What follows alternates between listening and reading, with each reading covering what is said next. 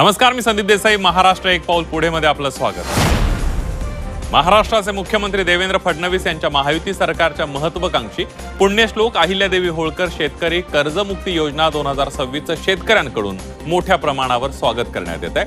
या योजनेअंतर्गत पहिल्या टप्प्यामध्ये राज्यातील 6,22,207 पात्र शेतकऱ्यांच्या कर्ज खात्यांवर तब्बल 5,029 कोटी रुपये इतकी रक्कम थेट ऑनलाईनच्या माध्यमातून जमा करण्यात आली आहे. मुख्यमंत्री देवेंद्र फडणवीस यांच्या हस्ते या थेट लाभ वितरणाचा राज्यस्तरीय शुभारंभ करण्यात आला. यावेळेला महाराष्ट्राच्या उपमुख्यमंत्री सुनेत्रा पवार, राज्याचे कृषी मंत्री दत्तात्रय भरणेही उपस्थित होते. महाराष्ट्रातील तसंच देशभरातील तरुणांना क्रीडा, तंत्रज्ञान, उद्योजकता आणि सांस्कृतिक क्षेत्रातील संधी उपलब्ध करून देण्यासाठी पुण्यामध्ये विकसित भारत युथ कॉन्क्लेव्ह 2026 या 3 दिवसीय भव्य युवा महोत्सवाचं आयोजन करण्यात येणार आहे. हा महोत्सव देशभरातील तरुणांना एकत्र आणणारा दुवा ठरेल असा विश्वास मुख्यमंत्री देवेंद्र फडणवीस यांनी व्यक्त केलाय.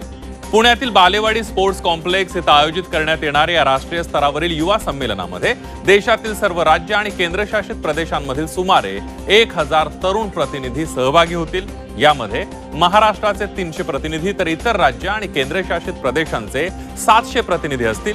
मुख्यमंत्री देवेंद्र फडणवीस यांच्या अध्यक्षतेखाली झालेल्या बैठकीमध्ये या महोत्सवाच्या नियोजनाचा आढावा घेण्यात आला.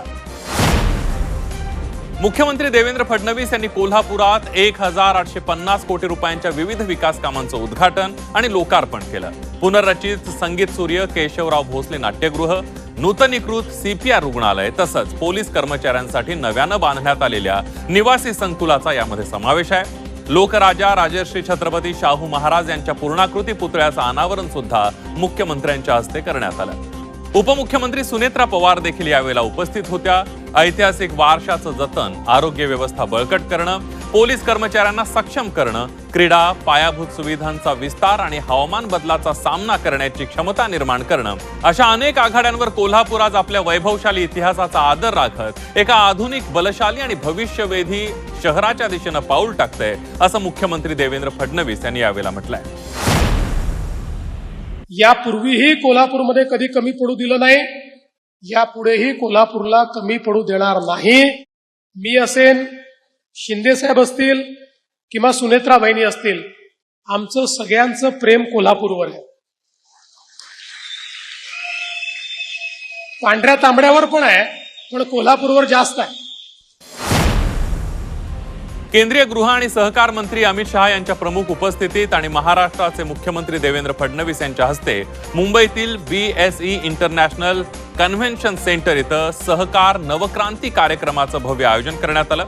या कार्यक्रमामध्ये देशातील नागरी सहकारी बँकांसाठी national urban cooperative finance and development corporation limited या अम्ब्रेला ऑर्गनायझेशनच्या नवीन अत्याधुनिक कार्यालयाचं उद्घाटन करण्यात आलं.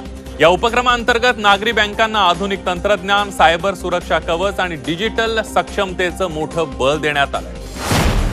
राज्यातील शहरी भागांचा सुनियोजित विकास व्हावा यासाठी राज्य शासनाने विशेष पावलं उचललेली आहेत. याच अनुषंगानं उपमुख्यमंत्री तथा नगरविकास मंत्री एकनाथ शिंदे यांनी राज्यातील विविध 10 नगरपंचायतींच्या विकास आराखड्यांना मंजुरी दिली आणि त्यामुळे या नगर परिषदांच्या सर्वांगीण विकासाचा मार्ग मोकळा झालाय. गेल्या 1.5 वर्षात राज्य शासनाने सुमारे 100हून अधिक शहरांच्या विकास योजनांना मान्यता दिली आहे. गेल्या काही वर्षांमध्ये राज्यातील नागरी सुविधा सुधारण्यासह आणि शहरीकरणाला शिस्तबद्ध रूप देण्यावर भर देण्यात येतोय. या अंतर्गत विकास आराखड्यांना मंजुरी दिली जात असून शहरांचा नियोजनबद्ध विकास आणि पायाभूत सुविधांचं सक्षमीकरण करणं हे उद्दिष्ट असल्याचं उपमुख्यमंत्री एकनाथ शिंदे यांनी सांगितलं.